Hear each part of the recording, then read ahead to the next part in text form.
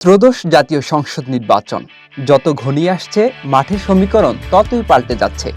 ভোটাররা আসলে কি ভাবছেন? কার পালে বইছে জয়ের হাওয়া? সম্প্রতি 4টি স্বনামধন্য প্রতিষ্ঠানের যৌথ উদ্যোগে পরিচালিত এক জনমত জরিপে উঠে এসেছে চাঞ্চল্যকর তথ্য।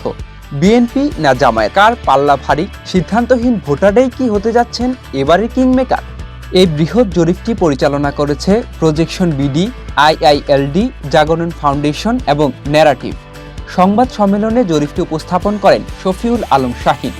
গত 20 নভেম্বর থেকে 20 ডিসেম্বর পর্যন্ত পরিচালিত এই জরিপে 64টি জেলার 295টি আসনে প্রায় 22,174 জন ভোটার সরাসরি মতামত দিয়েছেন, যা সাম্প্রতিক সময়ের সবচেয়ে বড় জনমত জরিপগুলোর একটি।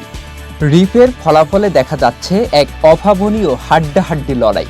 বিএনপি জনসমর্থন 34.7%, জামায়াতে ইসলামী 33.6%, অর্থাৎ দুই দলের ব্যবধান মাত্র 1.1%। এনসিপি নতুন দল হিসেবে চমক দেখিয়ে পেয়েছে 7.1% সমর্থন। এছাড়াও ইসলামী আন্দোলন 3.1% এবং অন্যান্য দল 4.5% সমর্থন পেয়েছে। কিন্তু কেন মানুষ এই দলগুলোকে পছন্দ করছে?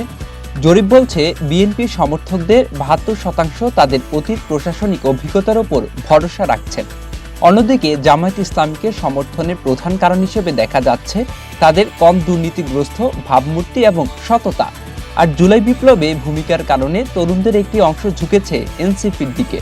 তবে এই জরিপের সবচেয়ে গুরুত্বপূর্ণ অংশ হলো 17% ভোটার এখনও সিদ্ধান্তহীন। তাদের মধ্যে বড় একটি অংশ কোনো রাজনৈতিক দলকে বিশ্বাসই করতে পারছে না।